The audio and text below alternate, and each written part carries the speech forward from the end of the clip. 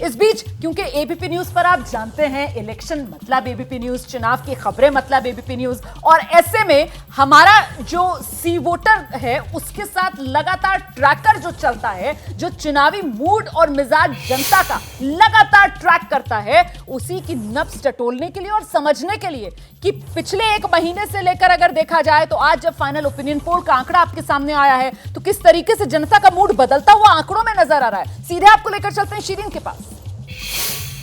बिल्कुल सही कहा आपने रोमाना, ये बताएगा कि आखिर किस तरीके से जनता का मूड बदला है और कैसे। आइए आपको कुछ आंकड़े यहां पर जल्दी से दिखा देते हैं। ये कंपैरिजन बहुत कुछ क्लियर करेगा कि जनता किस तरीके से उसका जो मूड है वो बदला है इन तारीखों में। जो आपको नजर आएगा वो साफ तौर पर मध्य प्रदेश का सबसे पहले आपको आंकड़ा दिखाते हैं। 230 सीटें, ये देखिए, ये 27 जून बीजेपी को 106 से 118 सीटें मिल रही थी। फिर 9 अक्टूबर को जब हमने सर्वे किया तो उसमें 104 से 116 हो गई और ये आज का 99 से 111 सीटें। अब कांग्रेस का देखिए, 27 जून का आंकड़ा है 108 से 120 का, जो 9 अक्टूबर को बदलकर हो गया 113 से 125, और आज आप आंकड़े देखिए 118 से 130 तक दिखाई दे रही हैं सीटें। अन्य के खाते में 0 से 8 जा रही थी 27 जून, फिर 9 अक्टूबर को यह तस्वीर बदलकर 0 से 5 हुई और अब 0 से 2 का आंकड़ा आज की तारीख में। तो साफ बदलाव समझा जा सकता है 27 जून, 9 अक्टूबर और आज के जो ये मौजूदा और ताजा आंकड़े हैं। रोमाना,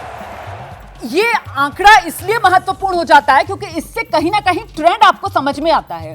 और समझते हैं जरा सर, यहां जो ट्रेंड सामने निकल कर आ रहा है, साफ तौर पर बीजेपी का जो ग्राफ है वो नीचे जाता हुआ प्रदीप जी नजर आ रहा है। 27 जून के बाद 9 अक्टूबर और आज 99 से 111 पर आ गई है पार्टी, और कांग्रेस का एक अपवर्ड ट्रेंड है। तो मतलब 17 नवंबर को वोटिंग होनी है मध्य प्रदेश में, फिर तो ये मामला और आगे बढ़ सकता है। देखिए, जनरल ट्रेंड यही होता है कि जो आगे होता है वो और आगे निकल जाता है। जो अनडिसाइडेड वोटर होता है, जिसको फ्लोटिंग वोटर भी कहते हैं, वो धीरे धीरे जब मन बनाता है, वो उसके मन में एक बात रहती है कि हमको अपना वोट बेकार नहीं करना। वो चुनावी हवा के साथ बहता चला जाता है। हाँ, हवा के साथ जो जीतता हुआ उसको दिखता है, उसके साथ जाना चाहता है। तो वो जो ये आपको ये ट्रेंड बदलता हुआ दिखाई दे रहा है, वो जब एक बार प्रक्रिया शुरू होती है फ्लोटिंग वोटर के डिसाइड करने की। जी सर, वो सी वोटर के एडिटर खालिद अख्तर साहब भी हमारे साथ मौजूद हैं। मेरे ख्याल से वो इस पॉइंट को बेहतर तरीके से बता पाएंगे जिसका जिक्र प्रदीप जी कर रहे थे। खालिद भाई, कि सब जब जैसे जैसे चुनाव की तारीख नजदीक आती है, वो जो ग्राफ होता है या जो फ्लो चल रहा होता है वो और जोर पकड़ने लगता है।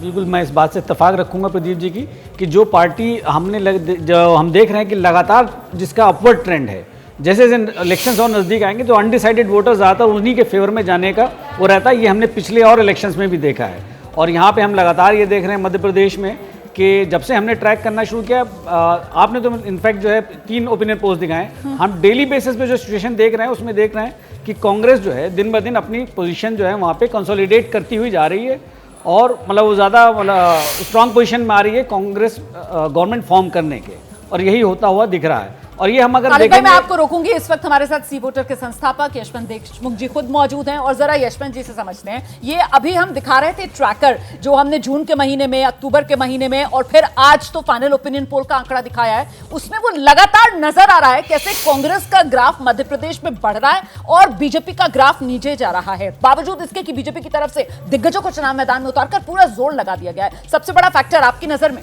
यशवंत? मेरे ख्याल से बीजेपी ने ताकत लगाई सबसे ज्यादा और सारे दिग्गजों को उतारा। वो अपने आप में एक इशारा था कि जितना बीजेपी सोच रही थी उतनी अच्छी स्थिति उनकी मध्य प्रदेश में या बाकी जगहों पे जहां पे उनकी दिक्कतें थी वहां हो नहीं पा रही थी। दरअसल उनको जो नेतृत्व का जो उनका इशू था उसमें वो कैच 22 सिचुएशन में फंस गए, जिसमें ना तो वो पूरी तरह ताकत सारी लगा करके शिवराज सिंह चौहान के पीछे खड़े हो पाए, जो कि आइडियली उनको शायद करना चाहिए था अगर इतना ही लेट हो गया था, या फिर अगर नेतृत्व परिवर्तन की बात थी तो बहुत पहले ही करना चाहिए था। क्योंकि देखिए, हमारे ट्रैकर में रोमाना हमने बार बार इस बात को बोला कि anti incumbency black and white में जैसे दिख रही है वैसी मध्य प्रदेश के केस में है नहीं, क्योंकि शिवराज सिंह चौहान की व्यक्तिगत पॉपुलैरिटी कोई नीचे नहीं जा रही है, कोई बीजेपी के वोट बहुत ज्यादा कोई गिर रहे हैं ऐसा नहीं दिख रहा है।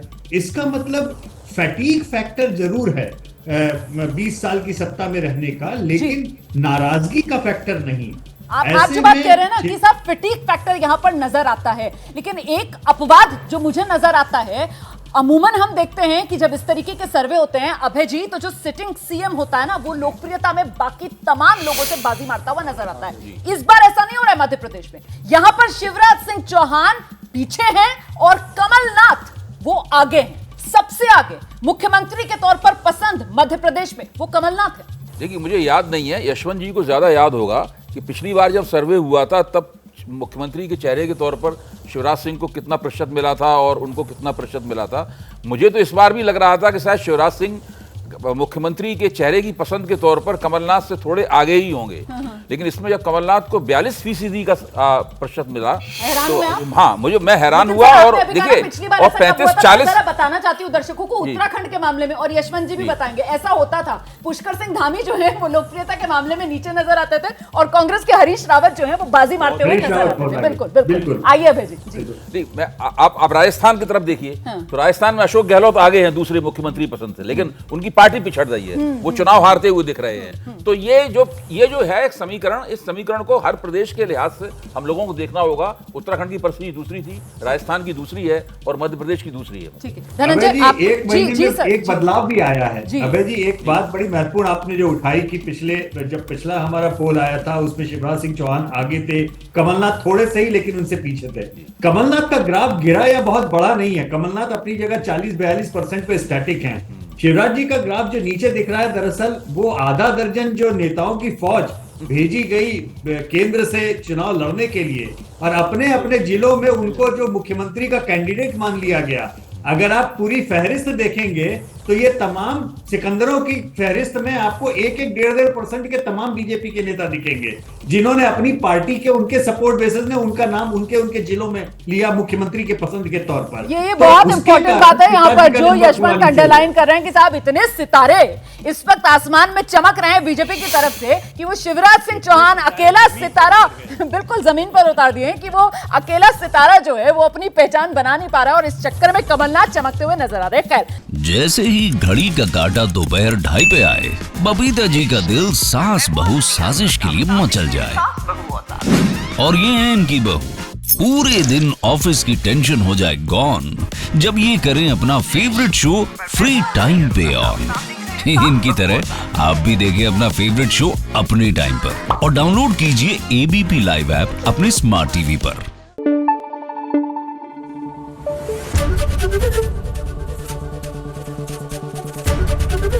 एबीपी न्यूज आपको रखे आगे।